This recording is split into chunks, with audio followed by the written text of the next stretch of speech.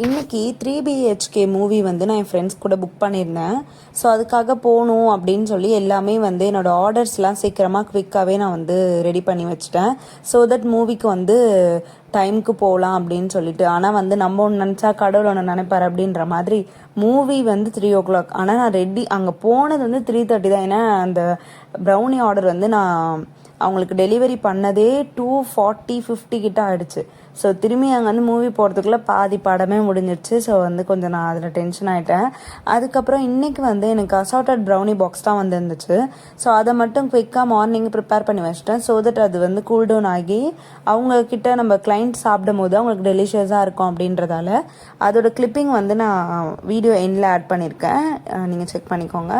அதுக்கப்புறம் மூவிலாம் பார்த்துட்டு எங்களுக்கு பசிச்சதால் we went to KFC and நாங்கள் வந்து peri peri chicken popcorn, french fries அதெல்லாமே ஆர்டர் பண்ணியிருந்தோம்.